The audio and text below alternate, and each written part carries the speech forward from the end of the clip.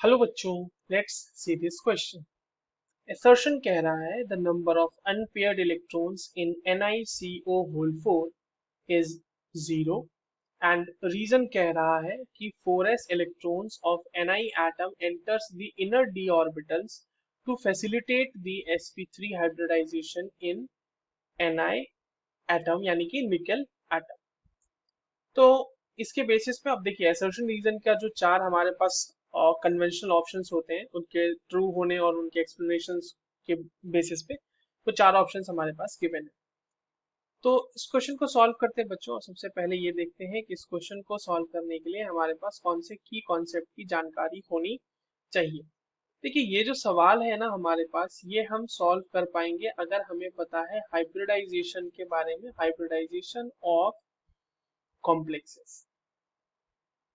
ठीक है, आइए जो हमारे पास कंपाउंड है उसके हाइब्रिडाइजेशन को चेक करते हैं और उससे रिलेटेड जो भी चीजें हमसे पूछी गई हैं उसको सॉल्व करते हैं। कंपाउंड है हमारे पास NiCO होल 4, कॉम्प्लेक्स है। अब देखिए यहाँ पे निकेल जो है इसकी ऑक्सीडेशन स्टेट जीरो है। अब आप पूछेंगे अगर कि कैसे जीरो है, तो जो CO है कार्बोनाइल ग्रुप है हमारा, मतलब बेसिकली CO नॉट कार्बोनाइल, वो CO जो है कार्बन मोनोऑक्साइड कह सकते हैं इसको। तो उसका जो ऑक्सीडेशन, मतलब उसके ऊपर कोई चार्ज नहीं है, वो न्यूट्रल लिगेंड है। ठीक है, तो एक्स का आप प्लस जीरो कर दो और पूरे कंपाउंड के ऊपर चार्ज जीरो है तो एक्स तो जीरो ही आएगा ना, एक्स जहाँ पे हमारा जो है निकेल का ऑक्सीडेशन स्टेट। तो निकेल यहाँ पे जीरो ऑक्सीडेशन स्टेट।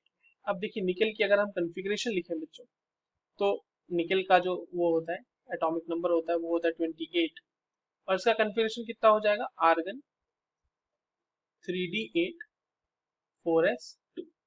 आइए इसको फटाफट ड्रॉ कर लेते हैं।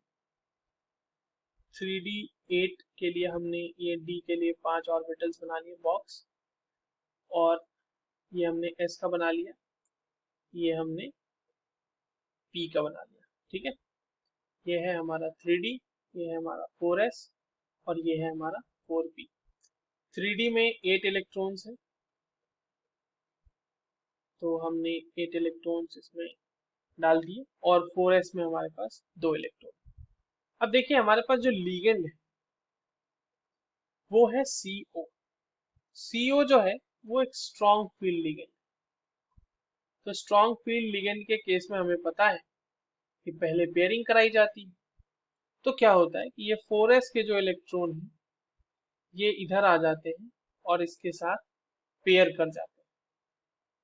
ठीक है, तो पेयरिंग के बाद बच्चों अब इसकी स्थिति कैसी हो रही है, अब इसकी स्थिति हो गई है कुछ ऐसी। अब यहाँ पर 10 के 10 इलेक्ट्रॉन है, 4s हमारा खाली हो चुका है, 4p हमारा पहले से खाली ही था, और ये 4s और 4p मिलके हाइब्रिडाइजेशन करेंगे। ठीक है, ये मिलके हाइब्रिडाइज हो जाएंगे और ये बनाएंगे sp3 हाइब्रिडाइज्ड ऑर्बिटल्स। और जो हमारे पास CO ग्रुप है वो अपने अपने इलेक्ट्रॉन्स को आके यहाँ पर दे देगा। ठीक है, यहाँ पर भी दे देगा, यहाँ पर भी दे देगा, यहाँ पर भी दे देगा, और यहाँ पर भी दे देगा। तो अब एक बात देखें, अगर आप नोटिस करें तो इस ओवरऑल पूरे कंपाउंड में हमारे पास कोई भी अनपेयर्ड इलेक्ट्रॉन देखने को नहीं मिल रहा। No unpaired, no unpaired electron.